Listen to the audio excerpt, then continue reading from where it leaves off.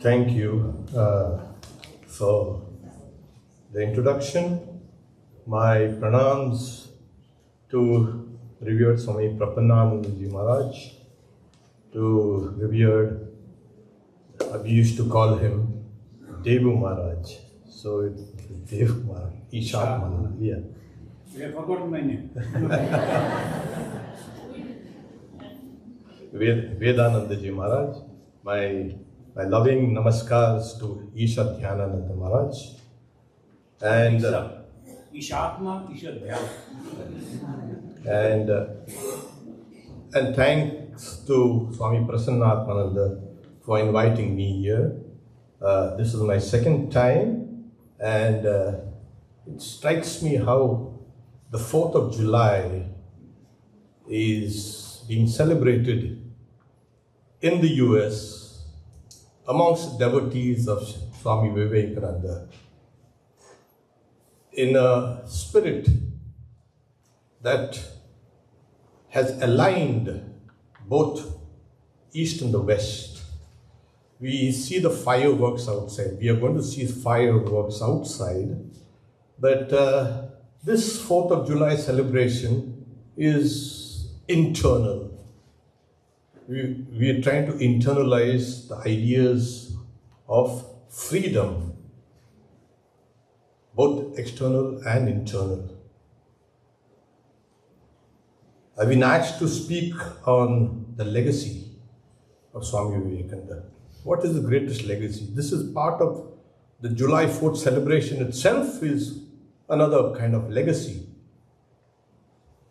And 125 years ago, he walked this place, this Bay Area, being sanctified. And as Swami Prabhupada says that he lives in his words. He used to say, he said, it will be good to get out of my body, to throw it off like an unused garment. But I will not cease to work. I shall inspire every man everywhere till the world shall know that is one with God. This is the mission that he is undertaking even now. We see the spirit of Swami Vivekananda has, as it were, penetrated into the souls of those who are ready to receive him. The 4th of July, as I said, it's not just a celebration of the external things. He gave up his body today, and giving up a body for souls like Vivekananda means they have a greater reach in their mission. There was a time when he was embodied and his work was concentrated through his body. And now his work is concentrated through his subtle body, his spirit. And he has, as it were, entered into our lives. We hear 125 years ago he came here. But in 1893, in Chicago, September 11th, where he first delivered he made an appearance in this world stage. It reminds me of when Buddha, he set the wheel of Dharma in motion at Sarnath, the deer park in Sarnath. That was Dharma Chakra Parvatana. That's the reason why we go to a Buddhist shrine and we turn the wheel to remind us of this wheel of Dharma that has been set in motion by the Buddha. Swami Vivekananda also, he set in motion the wheel of Dharma. Because as he said, I have a message for the East, like Buddha. I had a message for the West, as Buddha had a message for the East. Buddhism transformed Asia, including Asia Minor, in a few centuries. Just a few shaven-headed monks, they went around and with their tremendous moral force and their philosophical acumen and their realization, changed the whole of Asia. Morally, spiritually, culturally, intellectually. We are just seeing a little over a century where Swamiji's work also will resemble that of the Buddha in the West, where, as Swami Prabhupada was mentioning, that there is a change here. The ideas of oneness, the ideas of science, etc., is bringing us more and more onto the basic, essential unity of our being. And this is where Vedanta will start changing things. Because Vedanta has been preaching the highest morality, at the same time the highest practicality. It is philosophically and structurally unassailable. And yet, it has a depth, a richness of heart and mind that humanity, when will take it up, will flower into a higher aspect of its own self. It will have to dispense some of our own encrusted, fossilized notions about humanity. And this is living in spirit, living in the spirit of Vedanta. This is going to change the West. As Swami Prabhupada said, is Vedanta the future religion? Yes, it is going to be. Because he was prophetic. He never just put an interrogation mark there. Is Vedanta? Vedanta is the future religion. Not in its ritualistic ideas. The philosophical, the principles of Vedanta will penetrate each and every place. Buddha, when he, towards the end, he says, Apavritam dwaram hi shrotravanta pramuchante tam shraddham. Open are the doors, O ye who receive this. Release thy faith. This is what's going to happen. We, devotees of Vivekananda, will have to release our faith. Have faith in the words of Vivekananda because they are the echoes of our own being. And as Swamiji kept on insisting, that faith in oneself is what is essential. If you have faith in all your 3.3 million gods, and if you don't have faith in yourself, you're doomed. So his voice is our voice of our own being. Have faith in that. To come down to a few details of his legacy here. Well, he spent about 6.5 months in California, 4 of which were in the Bay Area. Until he began lecturing in California, his line of thought grew in power. He was 37 and he understood that he had a few more years to live. He himself had predicted, I will not see 40. He had gone around the world. He had become cosmopolitan, as it were. During his first visit, we've seen him come to Vancouver and then to Chicago, etc., a little of the East Coast. He saw the American way of life. He studied the mind. He studied the mannerisms, the manners and the customs. He traveled the world then. He came back after his impact in India. He was now ready to deliver his message free from the philosophic you can say, structures that Vedanta demands. In his first tour of the USA, he was more interested in dealing with the Atman and how it can be intellectually approached through his Raja Yoga and his Jnana Yoga, etc. But now his message was direct. Everything was not rosy, of course.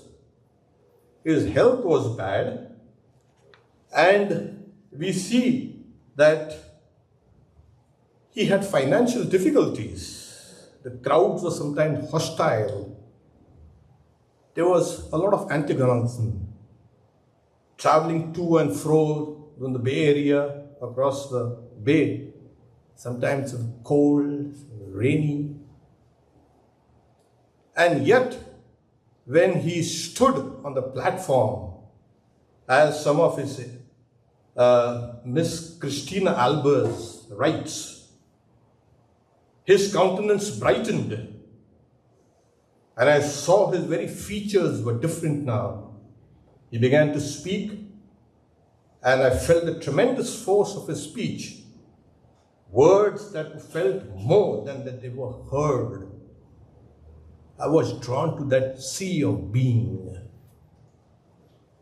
Here was Swami Vivekananda, ill health, but when he rose to deliver his message, he was transformed. The message transformed him. What he stood for was transformed. And Swami Vivekananda was always careful in saying, do you think I only lecture? I give them something. And what was he giving? He was pouring himself out. That was what he was giving. His message was Vivekananda, his very life. And that is the reason why he had said that I have a message for the West, like Buddha had a message to the East. We go now to some of the legacies. In the 9 years and 9 months of his public life, 5.5 years was spent in the US. Amazing. I used to wonder, why? Why did he choose the US to be his kind of main platform? You can all decide why he did it. We can adduce reasons, but I'm just stating facts here. It was not just his platform here that he gave himself out. In the 9 volumes of complete works of Swami Vivekananda, almost 6 volumes are lectures, poems, letters written from the US. The very bulk of his complete works are made in the USA. And this is the greatest legacy. His complete works. They will live for thousands and thousands of years. They are the new gospel. And he said, the older I grow, I see that it is the manliness. And saying, this is my new gospel. So he gave a different, you can say, impetus to religion. All that whiny, cry religion was off. He wanted religion to be taken up by heroic souls. It was meant for heroic people. And here he found a kind of resonance that the people here have that kind of moral fiber to rise above all challenges and appreciate and take up this message. So his complete works are his greatest legacy. He was like the acharyas of old, like Shankaracharya, Ramanujacharya, but those acharyas, those teachers, they were speaking to the people of India in the old, stratified social structures. By speaking in English, in fact, he brought a new light to Vedanta. He disengaged Vedanta through its old logical, you can say philosophical terminology, and brought it out into English. And that was actually helped Vedanta to spread. That was his another legacy. He gave it out to people who are not familiar with the technicalities of Vedanta. It takes years and years to understand the technical aspects of Vedanta. And here he was freeing Vedanta from its old moorings, as it were, and giving a new mooring through this language, English. And that is what is his greatest legacy. We all know and we have read Swami Vivekananda brings yoga to the West. There were articles written and there were documentaries done who brought yoga to the West. And today yoga is, in California, it has proliferated everywhere. It is also become it's a household word now. And who could have bought it but an yogi of par excellence? He was perfect in meditation. Sri Ramakrishna says of him, he brought these highest truths of it. Again, when you see him speaking on Rajyoga and the other yogas also, we see a tremendous integration of philosophy of yoga, a philosophy of Vedanta, the philosophy of Tantra. It's a perfect blend. He has created a masterpiece. We don't realize.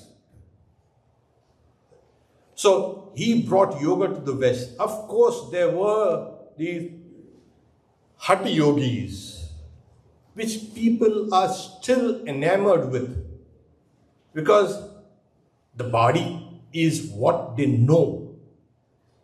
But with the higher cognitive development that is going on all around us, we see that people are beginning to ask a few more questions than just physical benefits and wellness. There must be something, there is something in this. And the philosophy of yoga itself anticipated this rise in human cognitive capabilities and abilities, the fine-tuning of our sensory and the fine-tuning of our motor systems. Not only that, we can think abstractly. This is the reason why yoga is taking roots here. It is not just because Swami Vivekananda said it. Yes, it did it. But our own readiness to understand the finer points of yoga. And this will be there for all times. People will slowly wean themselves away from just the physical aspects of yoga and come down to its great psychological and spiritual aspects. The next, of course, he spoke to the people of the Bay Area, but he spoke to humanity. You must understand that. We see today, we are in the Vedanta Society of Sacramento. We have Swamis from Chicago. And Of course, we have San Francisco and we have Seattle, Vedanta societies. What is the history behind the Vedanta societies? We all know, more or less. But he has brought and given the US one of the greatest gifts. He brought the knowledge of Brahman, Brahma Vidya, to this land. We don't know if there were knowers of Brahman before him, but we can be sure that he was one and he preached the knowledge of Brahman. This knowledge of Brahman has been cultured for thousands and thousands of years in India by some of the greatest minds. They had protected it for thousands of years, handed it down from disciple to disciple to disciple. They protected it with their lives.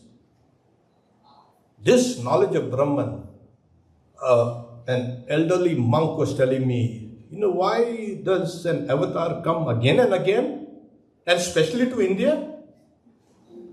We say whenever irreligion rises and religion can subsides and the Lord incarnates. Apart from that, they come to protect the knowledge of Brahman, Brahma Vidya. This has been India's greatest achievement and will be for all times. This knowledge of Brahman he brought here to the US and he gave it freely.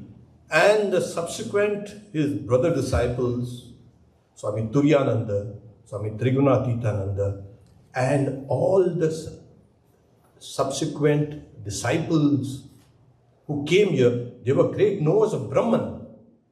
What more does the US want after this? This will be his greatest legacy. And the Vedanta societies are the results of this knowledge of Brahman that he has given to the US. That is another one. Perhaps I feel it's one of the greatest, apart from the science of and knowledge of Brahman, Brahma Vidya. Then we have, he brought, though he was reticent in speaking about Sri Ramakrishna, he was completely silent on the Holy Mother. But yet he carried them. It was Sri Ramakrishna who beckoned him, standing on the waters of the ocean, saying, "Follow me." He wasn't sure. He writes to Mother. Mother sends her approval and blessings and come back like a hero after conquering the US. He brought Sri Ramakrishna and Holy Mother to the US. And today, these twin souls, rather one soul, are what is transforming lives very gradually. They were never preached openly, but they were lived by Swami Vivekananda. We know that he, being one of the best knowers of Brahman, he used to behave like a child in front of the Holy Mother.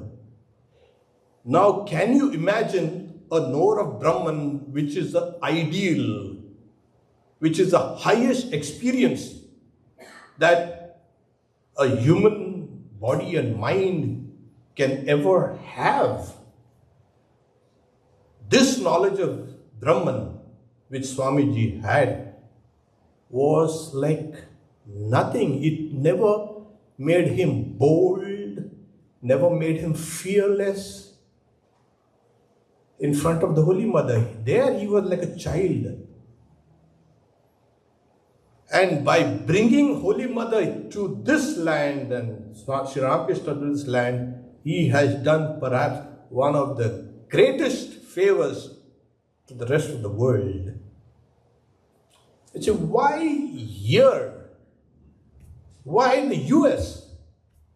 It could have been anywhere. The land was fertile, etc. Yes, but the US and especially the Bay Area is like a microcosm of the whole world.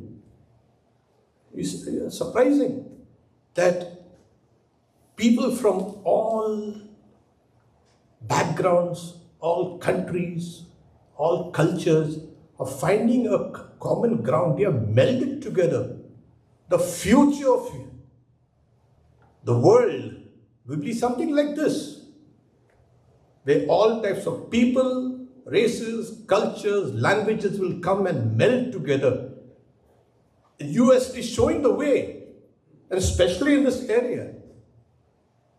So when you, as Swami Vivekananda is saying, what is in the microcosm is in the macrocosm.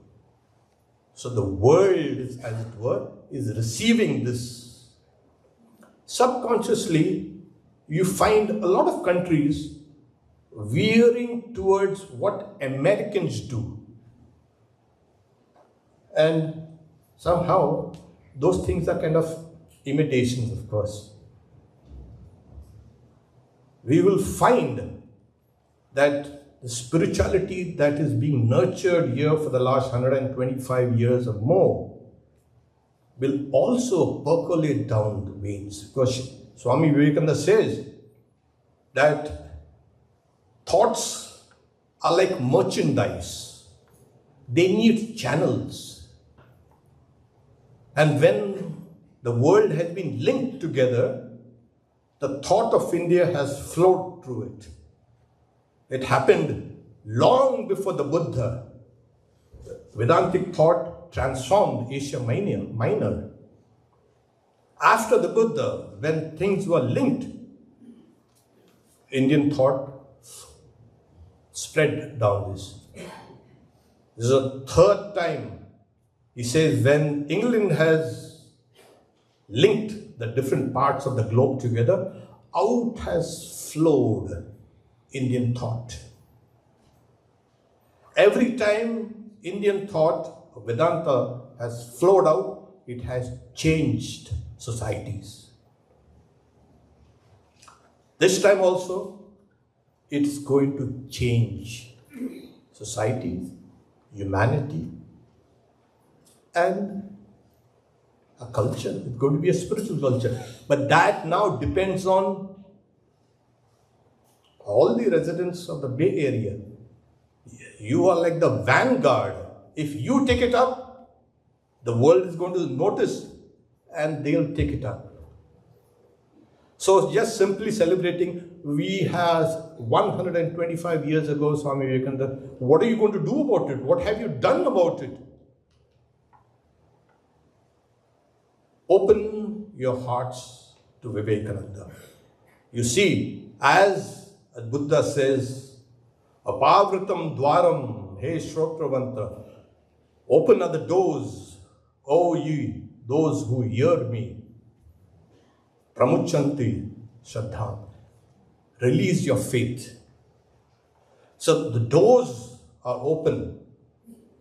You have to release your faith. Release your faith, have faith in the words of Swami Vivekananda. That will bring everything to you. As he has said, that he himself, we had somebody singing, yeah, Sumita Chakravarti is like, no, the Shiva Rupaya, form of Shiva. Shiva himself walked this earth here in the Bay Area. We see him as Swami Vivekananda. Sri Ramakrishna brought down such a power in him. And here you feel. He used to say, don't criticize them. He used to sprinkle Ganges water if anybody criticized Swamiji. Saying that Shiva Ninda has taken place here. Shiva has been criticized here. So Shiva himself, the Lord himself, has come down for our sake, so that we can be lifted up. I could go through various other smaller legacies. I think I can stop here and give you a breather. Om Shanti Shanti Shanti Hari Om Tat Sat Shri Ram Krishna Paramastu.